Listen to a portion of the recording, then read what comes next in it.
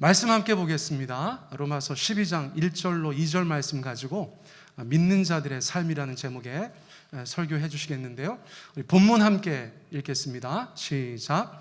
그러므로 형제들아, 내가 하나님의 모든 자비하심으로 너희를 권하노니 너희 몸을 하나님이 기뻐하시는 거룩한 산 제물로 드리라. 이는 너희가 드릴 영적 예배니라. 너희는 이 세대를 본받지 말고 오직 마음을 새롭게 함으로 변화를 받아 하나님의 선하시고 기뻐하시고 온전하신 뜻이 무엇인지 분별하도록 하라. 아멘. 코로나 시절에 와서 또 코로나 시절에 떠나시는 우리 전도사님 마음이 편치 않다고 하시더라고요. 그럼에도 불구하고 하나님의 인도하심 따라서 새로운 걸음을 나아갑니다. 여러분, 우리 전도사님 나오실 때 큰 격려의 박수 그렇게 부탁드리겠습니다. 오반석 전도사님 강단으로 모시겠습니다. 네, 안녕하세요. 오반석 전도사입니다. 네, 제가 좀 어떤 주제로 이제 성도님들과 하나님의 말씀을 좀 나눠볼까 좀 많이 고민을 하다가 신약 성경에서 이제 사도 바울이 이제 여러 서신서를 보내지 않습니까? 갈라디아 교회, 빌립보 교회, 에베소 교회 등등. 근데 항상 마지막에는 인사와 권면이라는 주제로 이제 성도님들에게 이제 여러 가지 문안 인사를 하고 이제 마지막에 해야 될 말들에 대해서 하더라고요. 그래서 저도 제가 사도 바울은 아니지만 오늘 성도님들에게 이제 제가 교회를 떠나게 되면서 저희가 함께 이런 신앙생활 또 이러한 성도의 삶을 삶으로써 하나님께 영광 돌리며 살았으면 좋겠다라고 생각을 해서 제가 로마서 말씀을 좀 준비하게 되었습니다. 오늘 본문 말씀에서 로마서에서는 하나님을 믿는 우리가 앞으로 어떻게 살아가야 하는가에 대해서 제시를 해주고 있습니다. 그러니까 믿지 않는 성도분들이 아니라 믿는 성도들이라면 응당 어떠하게 우리가 살아야 된다를 말씀 가운데 제시해주고 있는데요, 예수님을 믿게 된 것이 은혜입니다. 죽을 수밖에 없던 죄인인 우리가 죄인인 것을 알게 하시고 회개하게 하시고 죄에서 돌이키게 하시고 하나님을 알게 하시고 하나님의 사랑을 알게 된 것이 우리에게 얼마나 감사한지 이미 믿음 안에 계신 우리 모두는 이 사실에 대해서 알고 계실 거라고 생각합니다. 그런데 여기서 중요한 것은 그냥 하나님을 알게 된 것, 죄를 회개하게 된 것, 예수님을 믿게 된 거에서 끝나는 것이 아니라 앞으로의 우리의 삶이 너무나도 중요하다라고 얘기를 하고 있습니다. 로마서 12장 1절에 보면 그러므로 형제들아, 내가 하나님의 모든 자비하심으로 너희를 권하노니 너희 몸을 하나님이 기뻐하시는 거룩한 산 제물로 드리라. 이는 너희가 드릴 영적 예배니라 라고 이렇게 나와 있습니다. 구약 시대에서 제사를 드릴 때 이 제물에 대해서 어떻게 나와 있냐면 흠도 없이 그 제물을 준비해서 하나님께 드렸어야 됐습니다. 구약 시대 때 예배를 드릴 때는 그 제물을 하나님께 바칠 때 흠도 없도록 그 제물을 준비했어야 되는데요, 함께 말씀을 좀 찾아보도록 하겠습니다. 레위기 22장 17절입니다. 여호와께서 모세에게 말씀하여 이르시되 아론과 그의 아들들과 이스라엘 온 족속에게 말하여 이르라. 이스라엘 자손이나 그 중에 거류하는 자가 서원 제물이나 자원 제물로 번제와 더불어 여호와께 예물로 드리려거든 기쁘게 받으심이 되도록 소나 양이나 염소의 흠 없는 수컷으로 드릴지니 흠 있는 것은 무엇이나 너희가 드리지 말 것은 그것이 기쁘게 받으심이 되지 못할 것임이니라. 만일 누구든지 서원한 것을 갚으려 하든지 자의로 예물을 드리려 하여 소나 양으로 화목제물을 여호와께 드리는 자는 기쁘게 받으심이 되도록 아무 흠이 없는 온전한 것으로 할지니 너희는 눈먼 것이나 상한 것이나 지체에 배임을 당한 것이나 종기 있는 것이나 습진 있는 것이나 비루 먹은 것을 여호와께 드리지 말며 이런 것들은 제단 위에 화제물로 여호와께 드리지 말라. 소나 양의 지체가 더하거나 덜하거나 한 것은 너희가 자원제물로는 쓰려니와 서원제물로 드리면 기쁘게 받으심이 되지 못하리라. 아멘. 구약 시대 때 하나님께 드려야 되는 제물이 어떠해야 된다고 나와 있습니까? 흠이 없어야 된다고 나와 있습니다. 근데 이 흠 없음을 우리가 어떻게 볼 수 있냐면 바로 이 거룩함이라는 부분과 흠 없음이 조금 연결이 됩니다. 여러분께서 이제 거룩함, 성도의 삶은 거룩해야 하다. 왜 그러냐면 하나님이 거룩하시기 때문에, 나도 거룩하니 너희도 거룩하라라고 하나님께서는 우리에게 말씀을 하십니다. 근데 이 거룩함이란 무엇이냐면 구별되는 거라고 저는 생각을 합니다. 거룩함은 곧 구별되는 것. 이 구별된다는 건 뭐냐면 세상과 교회와 믿는 사람과 믿지 않는 사람을 이분법적으로 구분을 하는 게 아니라 이 세상이라는 틀 안에 우리가 살아가면서 주의 자녀라는 정체성을 가지고, 그리스도인이라는 정체성을 가지고 그 구분됨, 세상과 그 안에서 세상을 살아가는 거지만 우리가 그 안에서 구별되는 것, 이게 거룩함이라는 거거든요. 주님 안에서 거룩함, 구별되는 것. 근데 오늘 본문 말씀에서 사도 바울이 저희에게 권하는데, 하나님이 기뻐하시는 거룩한 산 제물로 우리를 드리라고 얘기를 하고 있습니다. 이게 영적인 예배라고 말하면서요. 그렇다면 저희가 거룩한 산 제물이 되기 위해선 저희를 구별할 필요가 있다는 겁니다. 왜냐하면 저희가 거룩해져야 하나님께서 기쁘게 받으시는 제물이 되기 때문에 저희는 세상과 구별이 돼야 됩니다. 근데 저희가 안타깝게도 이 세상을 살아가면서 너무나도 많은 유혹 속에서 살고 있죠. 저희도 모르게 남들의 시선을 또 보게 되고, 이 거룩함이란 부분에 대해서 하나님은 죄가 없으신 분이기 때문에 그분과 우리가 연합하기 위해서는 우리도 그 죄를 주님께 내어 맡기면서 거룩하게 구별되려고 살아가야 되고, 내 이 온 몸을 거룩한 산제물로 드리기 위해서는 주님 안에서 우리의 죄를 더욱더 씻겨내고, 죄를 짓지 않으려고 피 흘리기까지 싸우고 우리가 더욱더 깨끗하게 살아가야 하는데, 참 이게 쉽지만은 않은 것 같습니다. 쉽지만은 않지만 하나님께서 원하시는 것은 거룩한 산제물로 우리를 드리라고 말씀하시는 거죠. 그게 영적 예배라고요. 그러면 이 거룩한 산제물로 우리를 예배 가운데 드리기 위해서 어떻게 해야 되냐? 그게 2절 말씀에 나오고 있습니다. 너희는 이 세대를, 로마서 12장 2절입니다. 우리가 거룩하게 산제물로 드려지고 아버지께 영적 예배자로 나아가기 위해서는 어떻게 해야 되냐면, 너희는 이 세대를 본받지 말고 오직 마음을 새롭게 함으로 변화를 받아 하나님의 선하시고 기뻐하시고 온전한 뜻이 무엇인지 분별하도록 하라. 아멘. 이 세대를 본받지 말라고 하셨는데, 정확하게는 제가 영어 성경으로 찾아보니까 NIV 버전에서는 Do not conform to the pattern of this world 라고 나옵니다. 세상의 패턴, 세상의 흐름을 따라가지 말아라 라고 말하는 게 이 세대를 본받지 말라는 것입니다. 그리고 NLT 버전에서 뭐라고 나오냐면요, Don't copy the behavior and custom of this world. 행동이나 문화를 복사하지 말아라, 똑같이 하지 말아라. 이게 이 세대를 본받지 말라고 얘기하는 것입니다. 우리가 하나님께서 기뻐하시는 거룩한 산제물로 우리를 드리는 영적 예배를 드리기 위해서는 이 세대를 본받지 말라는 겁니다. 이 세대의 흐름을 본받지 말라는 겁니다. 이 세대가 너무나도 코로나 시기를 겪고 있지만 그 이전에 우리가 살았던 삶 가운데서 물질 만능주의라든지 돈, 진짜 하나님의 뜻을 가지고 살아가고 하나님의 마음을 가지고 하나님 사랑, 이웃 사랑을 실천하기보다 나의 이익과 나의 유익함을 쫓아서 살던 삶, 세상의 문화를 그대로 답습해서 하는 것들, 이런 것들을 하나님께서는 이 세대를 본받지 말라고 말씀하시는 주제들입니다. 여러 가지가 있겠죠. 구체적으로 들어가면 우리가 여러 가지 문화들, 세상의 문화들, 이런 것들을 따라가는 것들. 어제가 성탄절이었지 않습니까? 사실 저희 그리스도인들에게 성탄절이라는 것은 우리를 구원하시기 위해서 아기 예수님이 오신 것을 기념하는 것, 그분을 찬양하고 기억하는 것, 그러므로 그 은혜에 감사하며 살아가는 것이 우리에게 주제가 되어야 되는 건데, 세상 사람들은 그것을 유흥문화로 즐깁니다. 가족의 문화로 즐기고 하나님 생각, 예수님 생각보다는 세상의 문화대로 그렇게 즐기면서 살아가는 모습들을 볼 수가 있습니다.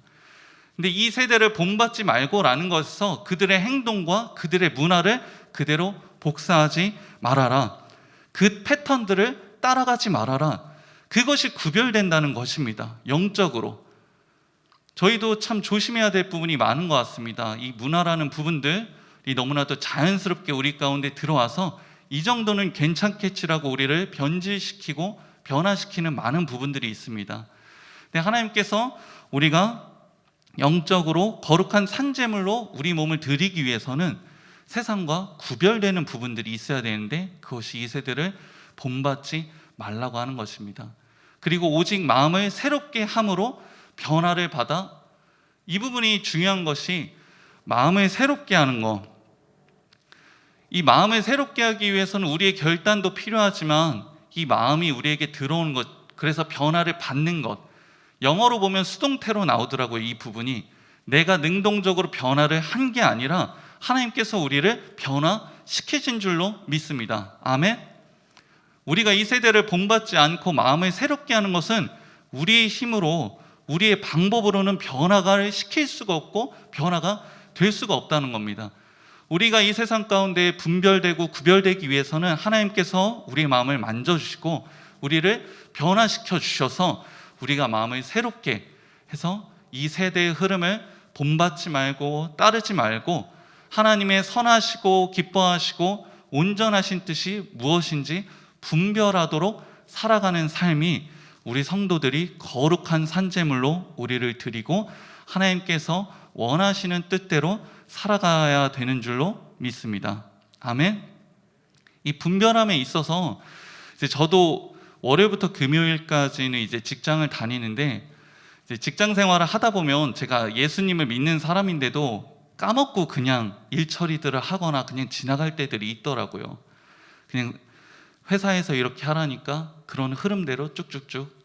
근데 그러다 보니까 하나님께서 이것이 기뻐하시는 걸까를 생각하지 못하고 그냥 흘러갈 때가 있습니다. 그래서 언젠가부터는 이제 컴퓨터 모니터 화면에 말씀들을 포스트잇으로 붙여놓고 시간 날 때마다 그걸 보려고 해요. 제가 이 하나님의 말씀을 까먹지 않기 위해. 가장 많이 써놓는 말씀은 이웃사랑에 관한 겁니다. 네. 이웃사랑 너무 힘들죠. 하나님의 사랑하면 이웃사랑 해야 된다고 하는데 저희 팀장님 속에서 막 끌어오를 때가 있습니다. 저렇게 하면 안 되는데 들이받아? 이러다가 말씀 보고 참아야지, 선하게 싸워야지. 꼭 이 로마서 마지막 말씀이 뭐냐면요, 악에게 지지 말고 선으로 악을 이기라입니다. 12장 맨 마지막 말씀이요. 직장 생활을 하는 이제 전도사로서 하나님 말씀대로 살고 분별되고 거룩한 산 제물로 내가 분별돼서 살아가는 것이 얼마나 쉽지 않은지 이제 저 또한 삶에서 체험하고 있습니다. 근데 하나님께서 원하시는 것은 이것이고 분별하라고 말씀하시는 부분들이 이러한 거죠.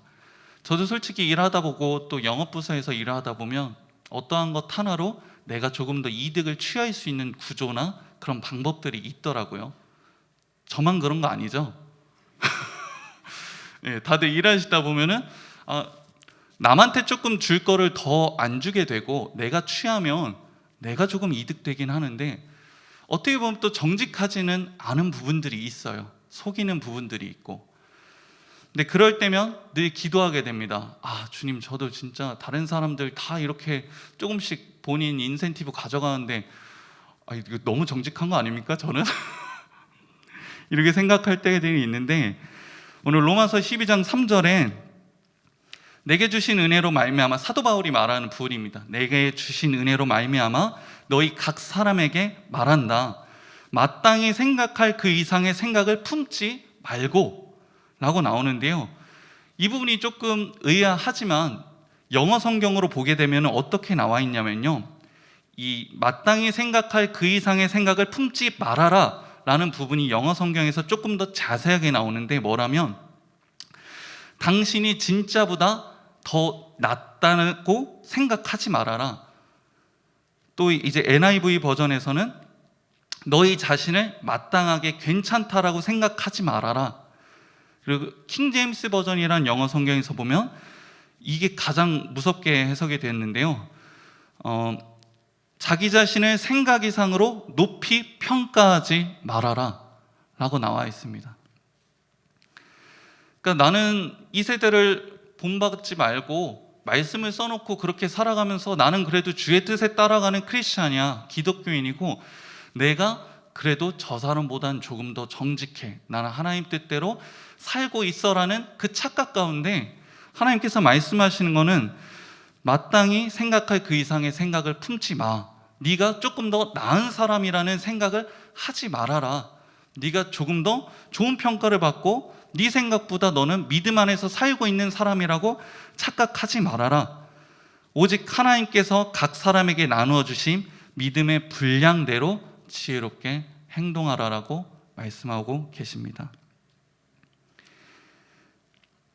사도 바울이 로마서 1장부터 3절 말씀에 너희를 권면한다. 너희들이 정말 스스로를 산제물로, 하나님이 기뻐하시는 거룩한 산제물로 하나님께 드리고, 너희는 또한 이 세대를 본받지 말고 마음을 새롭게 해서 하나님이 선하시고 기뻐하시고 온전한 뜻이 무엇인지 분별해라.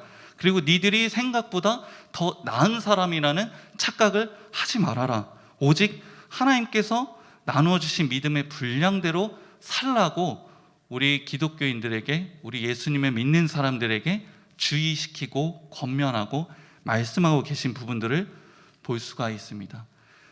이렇게 되었을 때 또 이제 성도 간의 공동체에 관해서 또한 어떻게 살아야 될지 하나님의 말씀으로 보여주고 계십니다. 로마서 12장 4절부터 한번 눈으로 보겠습니다. 위에는 권면과 경고의 말씀들로 우리에게 말씀을 해주셨고요. 그 다음에는 우리가 한 몸에 많은 지체를 가졌으나 모든 지체가 같은 기능을 가진 것이 아니니 이와 같이 우리 많은 사람이 그리스도 안에서 한 몸이 되어 서로 지체가 되었느니라. 우리에게 주신 은혜대로 받은 은사가 각각 다르니 혹 예언이면 믿음의 분수대로, 혹 섬기는 일이면 섬기는 일로, 혹 가르치는 자면 가르치는 일로, 혹 위로하는 자면 위로하는 일로, 구제하는 자는 성실함으로, 다스리는 자는 부지런함으로, 긍휼을 베푸는 자는 즐거움으로 할 것이니라. 사랑에는 거짓이 없나니 악을 미워하고 선에 속하라. 형제를 사랑하여 서로 우애하고 존경하기를 서로 먼저 하며, 부지런하여 게으르지 말고 열심을 품고 주를 섬기라. 소망 중에 즐거워하며 환난 중에 참으며 기도에 항상 힘쓰며 성도들의 쓸 것을 공급하며 손 대접하기를 힘쓰라. 그리고 심지어 원수들도 축복하라고 하나님께서는 말씀하십니다. 14절입니다. 너희를 박해하는 자를 축복하라. 축복하고 저주하지 말라. 즐거워하는 자들과 함께 즐거워하고 우는 자들과 함께 울라. 서로 마음을 같이 하며 높은 데 마음을 두지 말고 도리어 낮은 데 처하며 스스로 지혜 있는 채 하지 말라.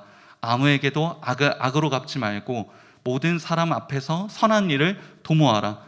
할 수 있거든 너희로서는 모든 사람과 더불어 화목하라. 내 사랑하는 자들아, 너희가 친히 원수를 갚지 말고 하나님의 진노하심에 맡기라. 기록되었으되 원수 갚는 것이 내게 있으니 내가 갚으리라고 주께서 말씀하시니라.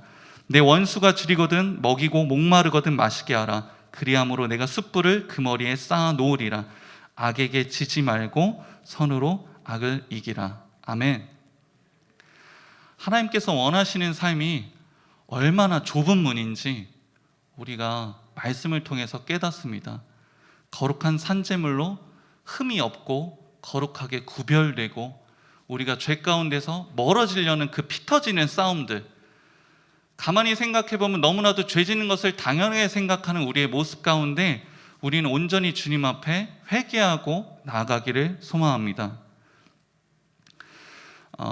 이 말씀을 준비하면서 제가 가장 은혜 받은 부분은 아까 레위기 말씀 읽었잖아요. 레위기 말씀 가운데서 하나님께서 기뻐 받으시는 제물은 계속 거룩하고 온전하고 흠이 없는 제물로 하나님께 드려야 하나님께서 기쁘시게 받는다고 나와 있습니다. 그런데 가만 생각하면 여기서 흠 없으신 분 계십니까?